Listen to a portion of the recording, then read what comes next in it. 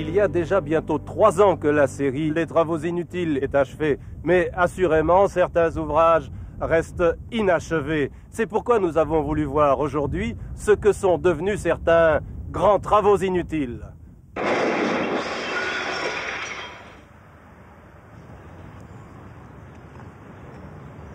On pourrait croire que les archéologues ne s'intéressent qu'aux vestiges très anciens. C'est faux. Il y a une école d'archéologie dont je suis qui s'intéresse aux choses très modernes. C'est vrai, tout le monde se souviendra longtemps de ces interventions de Jean-Claude Defossé, et plus particulièrement les ministres ou les fonctionnaires de certaines administrations dont il dénonçait les réalisations inutiles.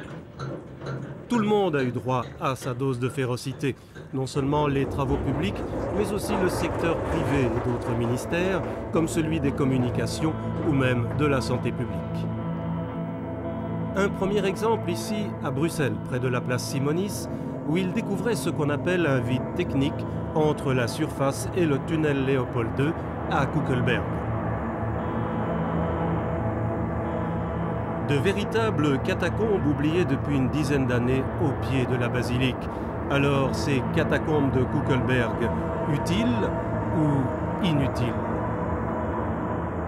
Après de nombreux débats, nous avons alors décidé de commun accord avec la commune de Kuckelberg d'y aménager un parking souterrain de 120 places et avec les autorités communales concernées de gérer la surface sous forme d'un parking rotatif. Ce parking est en relation avec, par définition, la station Simonis et a donc trouvé une finalité qui rencontre, je crois, le souci qu'il y avait d'achever un certain nombre d'ouvrages et de les rendre utiles. Donc, mission remplie. L'accès du parking, l'éclairage et les systèmes de sécurité ont coûté une trentaine de millions pour rendre utile un ouvrage inutile. Mais malheureusement, ce nouveau parking Simonis n'est pas encore très fréquenté. Je crois qu'au budget initial, il y en avait pour 33 millions. Il y a eu des petits dépassements, comme toujours sur les chantiers, qu'on est arrivé à peu près à 35 millions. Mais il y a 10 millions de subsides de la région bruxelloise. Vous tiendrez le coup, vous croyez?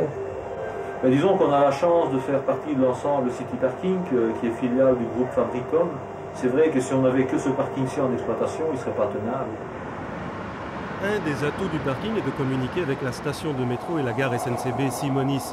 Mais malheureusement, on n'a accès qu'au métro, car au moment de la construction de ce nœud de communication train-métro, la ligne voyageurs SNCB passant ici a été supprimée. Eh oui, la gare SNCB Simonis est toujours fermée. Alors, la correspondance métro-train, monsieur le ministre, utile ou inutile? Pour l'instant, ils sont inutiles et inachevés. En fait, c'était une gare et SNCB qui avait été imaginée pour faire une rupture de charge entre tous ceux et toutes celles qui viennent de l'extérieur de Bruxelles, mais aussi de Bruxelles, de Molenbeek et d'ailleurs, et qui seraient sortis du train à cet endroit-là et auraient pris le métro. Et au moment où on a construit cet ouvrage d'art, qui d'après moi était une bonne initiative, la SNCB, M. De Croo, a décidé de supprimer un certain nombre de lignes. Alors aujourd'hui, l'exécutif régional, comme vous le savez, plaide auprès de la SNCB pour la création dans et autour de Bruxelles d'un réseau express régional de chemin de fer, 16 heures sur 24, 4 à 5 véhicules par heure, donc fréquents et confortables, et qui ainsi circulerait dans 28 gares de Bruxelles et sur 8 lignes existantes dans et autour de Bruxelles, autour de 40 km autour de Bruxelles. Et ainsi serait une alternative vraiment crédible de transport en commun pour tous ces nafteurs qui n'ont pas besoin de leur voiture durant la journée, mais qui ne savent pas utiliser le transport en commun, tout simplement parce qu'il n'existe pas. Nous sommes maintenant à la station Horta à Saint-Gilles, mais le génial architecte doit hurler de rire dans sa tombe d'avoir son nom associé à un endroit aussi lugubre. En principe, un jour, cet endroit doit devenir une belle station de métro. Mais ces lieux sont dans cet état depuis 1983 et attendent toujours un premier tram ou métro qui risque bien de se faire encore attendre longtemps. Plus de 3 km de métro à 2 milliards le kilomètre dorment ainsi entre la gare du Midi et la place Albert depuis 10 ans. 6 milliards ont donc été investis et l'argent immobilisé en a coûté autant en charge d'intérêt. Mais aujourd'hui, le ministre, ardent défenseur des transports en commun, a réussi à débloquer le dossier et a consacré une bonne partie de son budget à l'achèvement de cette ligne qui sera inaugurée au mois de décembre prochain. Des tunnels de métro qui ont été sans utilisation pendant 10 ans, qui finissent par voir passer un métro, tant mieux. Simplement, je fais observer que c'est une planification aberrante qui a coûté beaucoup d'argent par immobilisation d'argent. Et je n'ai pas besoin de vous dire que l'État belge est plus qu'endetté et que tout cet argent qui a servi à rien aurait peut-être pu servir à autre chose. En tous les cas, ça nous aurait dispensé de devoir le rembourser. Comme toutes les grandes capitales, Bruxelles a voulu avoir son métro. Dans les années 60, la STIB et le ministère des Communications ont donc conçu un projet à la dimension des ambitions de la capitale de l'Europe. Et contrairement à d'autres villes comme Anvers ou Liège, une partie du réseau bruxellois est aujourd'hui achevée pour le plus grand plaisir des usagers, comme la ligne 2 qui passe entre autres à la station Louise. Mais à l'époque des Golden 60s, on avait vu grand et une ligne a été prévue de la Porte Louise vers le bois de la Cambre. Pendant qu'on y était, une immense station a donc été construite au niveau -3, en dessous de la station actuelle, mais reste inutilisée.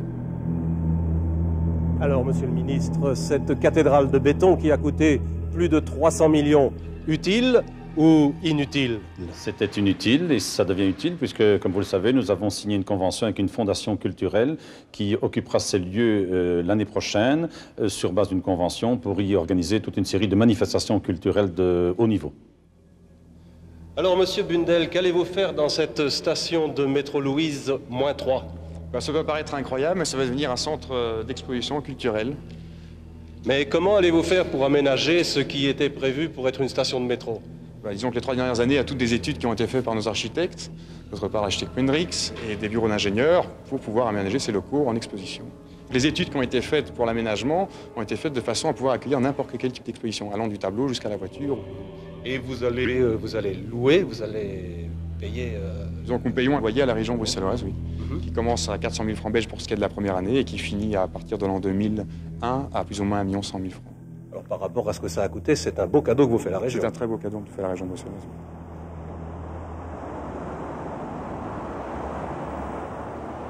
Les automobilistes qui, venant du Brabant wallon, se retrouvent bloqués chaque jour à Ouderghem à l'échangeur Delta, se demandent bien pourquoi l'autoroute s'arrête à cet endroit. Et le soir, en retournant chez eux, ils se demandent également pourquoi on vient d'aménager la sortie de Bruxelles vers Wavre avec ce nouveau virage de la mort. En fait, c'est une façon un peu spéciale de récupérer une bretelle d'autoroute inutile qui s'arrête au niveau de l'échangeur Delta, alors qu'il était prévu de continuer cette voie de pénétration jusqu'au centre de Bruxelles. Cette voie de pénétration à laquelle vous faites allusion devrait, dans l'esprit ancien, arriver pratiquement au quartier Léopold, sur les voies de chemin de fer. Et puis là-bas, que fait-on de toutes ces voitures qui arriveraient au quartier Léopold? Donc l'idée aujourd'hui, c'est dans le cadre du plan régional de développement, d'examiner les différentes possibilités qui ont été faites sur base d'éléments informatiques que nous possédons. Nous avons un outil informatique qui nous permet de voir les avantages et les inconvénients de telle ou telle formule. Et cette pénétrante-là sera examinée dans ce contexte-là. Donc pour le moment, c'est le statu quo et on peut dire que le petit bout, c'est un petit bout d'échangeur, est inutile. Pour l'instant, en tout cas, il est inachevé et pour l'instant, il est non utile. La région bruxelloise n'est pas la seule à avoir le privilège des GTI. La Flandre a été bien servie également, mais c'est incontestablement la Wallonie qui détient la palme au point de vue du nombre d'ouvrages d'art inutiles en tout genre. Ce qui permit à Jean-Claude Defossé de se régaler lors de son périple aérien au-dessus de notre bonne terre d'accueil. Par exemple, 4 viaducs à Nivelles, regardez bien, 2 ne servent à rien. Toujours à Nivelles, 2 ponts côte à côte, jetés au-dessus de l'absurde.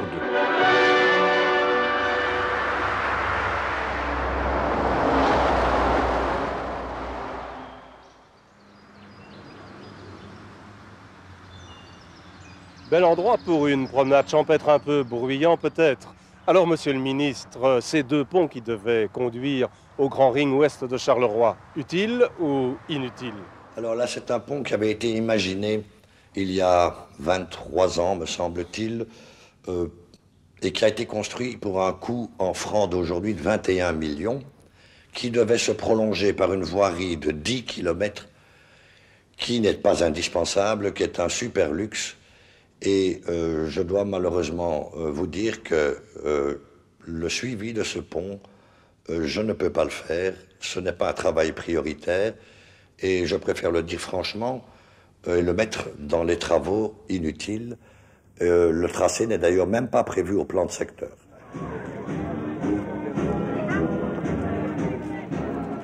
Il est vrai que l'actuel ministre des Travaux publics wallon n'a plus beaucoup de sous, du moins comparé à ce dont disposaient ses prédécesseurs. C'est pourquoi il doit se contenter de petits travaux utiles plutôt que de grands travaux inutiles, comme les quelques kilomètres de route agricole transformée qu'il inaugurait le 6 octobre dernier. Une route qui autrefois n'était que trou et nid de poule et qui, en permettant une liaison directe entre l'autoroute de Liège et le zoning d'industrie agroalimentaire de Gers, évitera aux Charrois de traverser plusieurs villages de la région. Toujours promise, longtemps attendue, c'est la nouvelle 615. Et nous venons surtout d'achever ce qui avait été commencé en 1987. Enfin, un investissement qui avait été fait à l'époque, le pont sur l'autoroute, va trouver son plein rendement. Si le ministre vient de rendre utile un pont qui ne servait pas à grand-chose, ce n'est pas demain qu'il aura l'occasion d'inaugurer le fameux ascenseur à bateau de Strépitieux. Commencé en 1963, cet ouvrage d'art pharaonique a pour but de permettre aux péniches de 1350 tonnes, au lieu de 300 tonnes actuellement, de descendre ou de monter de 73 mètres entre Havre près de Mons et la Louvière. Ce mammouth de béton et d'acier aurait dû coûter en principe 5,5 milliards pris sur les crédits compensatoires dus à la Wallonie par la Flandre pour la construction du port de Zeebruges. Mais tout comme Zeebruges, le budget des ascenseurs à bateau de Strépy a été largement crevé et on en est actuellement à la bagatelle de 25 milliards de dépenses pour le gros œuvre. Quand on a un projet de travaux publics, on annonce un certain chiffre. Et on peut constater de manière quasi automatique que ce chiffre est systématiquement bien en dessous de ce que ça coûtera en finale. Alors ça appelle à mon avis deux réflexions. Ou bien ceux qui établissent les devis sont des incapables, ou bien sont des menteurs. Et dans les deux cas, c'est inquiétant parce que le contrôle démocratique de ceux qui décident de faire ces travaux ne peut pas s'effectuer. En effet, un ministre, si on lui dit, je ne sais pas moi, que tel canal va coûter 5 milliards, et qu'il dit, tiens, dans mon budget, compte tenu de toutes les données, ça vaut la peine de le faire. Et si ce canal à la fin en coûte, je ne sais pas, 10, 15, il est évident qu'il n'aurait peut-être pas donné cet ordre initial. Donc le contrôle à la fois du ministre et aussi des parlementaires ne peut s'effectuer que quand on a des estimations correctes des travaux qu'on veut entreprendre, correctes aussi par rapport à l'investissement qu'on veut faire, l'utilité publique de ces choses-là, etc. Cet ouvrage, qui devait être la vitrine du savoir-faire de nos ingénieurs à l'étranger, aura non seulement coûté beaucoup plus cher que prévu, mais en plus il risque fort de rester inutile pendant encore longtemps. Alors les ascenseurs à bateau de Strépy, utiles ou inutiles? C'est un héritage du national qui a coûté de fait des dizaines de milliards et qui n'est pas opérationnel puisqu'aucun bateau ne passe pour l'instant sur les ascenseurs de Strépy. J'ai pris plusieurs décisions. 1. Limiter d'abord le projet dans son ambition. Au lieu de faire 2 ascenseurs, on n'en fera qu'un. 2. Faisons simultanément le pont-canal, car pour arriver à l'ascenseur, il faut un pont-canal. Là, je peux obtenir des subventions européennes pour l'objectif 1 ENO. J'espère que le gouvernement wallon et demain l'Europe accepteront de prendre ce chantier en considération. Nos ingénieurs des travaux publics aiment bien faire des ponts, c'est déjà ce que nous disions dans Autant Savoir en 1984 au sujet du pont-viaduc d'Havre, construit pour boucler le grand ring est de Mons, alors que ce ring avait été refusé par l'aménagement du territoire. Qu'importe, on a quand même achevé ce pont, totalement inutile puisque construit à côté de l'ancien pont de Havre, déjà très confortable et suffisant pour le trafic local. Le viaduc d'Havre, bel exemple de l'entêtement des ingénieurs des travaux publics à construire des grands ouvrages pas toujours justifiés. Celui-ci et son bout d'autoroute, qui auront coûté la bagatelle de 3,5 milliards, resteront inutiles car le projet du ring est de Mons reste abandonné. Beau gaspillage. Mais ce n'est pas tout. Des ponts inutiles, nous pourrions vous en montrer des dizaines, comme celui-ci qui enjambe l'E411 à hauteur de Louvain-la-Neuve et qui depuis une vingtaine d'années sert de temps en temps à un tracteur. Alors ce pont vraiment utile ou totalement inutile? Il ne débouche sur rien, mais il peut être très utile demain et nous l'avons programmé comme tel. C'est de relier l'autoroute directement à l'entrée de l'université de Louvain-la-Neuve. Et l'autre avantage, c'est qu'alors la Nationale 4, la grande route qui passe le long de Louvain-la-Neuve, pourra être rendue à plus de convivialité. Ce ne sont là que des photographies très partielles de nos GTI routiers. Impossible de vous les remontrer tous. Ce ne sont seulement que les plus remarquables, comme celui-ci, l'autoroute A17 coupée depuis bientôt 10 ans à la frontière linguistique. Le Coq réclame une route pour relier Comines à la Wallonie. Le Lion l'arrête sur son territoire. En représailles, les Wallons bloquent l'autoroute Tournai-Courtrai. Match nul, tout à fait nul. Nous sommes dans la célèbre région de Comines, échangée en son temps contre les Fourons. Afin de désenclaver Comines, on avait prévu il y a fort longtemps de réaliser une liaison rapide de Comines vers Moucron. Hélas, la bourgmestre Volksuni de la commune voisine de Comines a toujours refusé le passage de la liaison sur ces terres et la voie rapide s'arrête donc à la limite de Comines et de la région flamande. En représailles, les Wallons refusèrent la prolongation de l'A17 venant de Bruges à la hauteur de la frontière linguistique près de Moucron. Nul, tout à fait nul, comme disait De Fossé. En attendant, à quelques kilomètres de là, du côté wallon, en venant de Tournai, la circulation est déviée à partir de Pec vers Dottigny et Moucron par une route qui longe 3 km de superbe autoroute inutile. Mais en 1985, on s'est même payé le luxe d'y installer l'éclairage, des bornes téléphoniques et la signalisation. Wallon flamand, un partout pour le gaspille.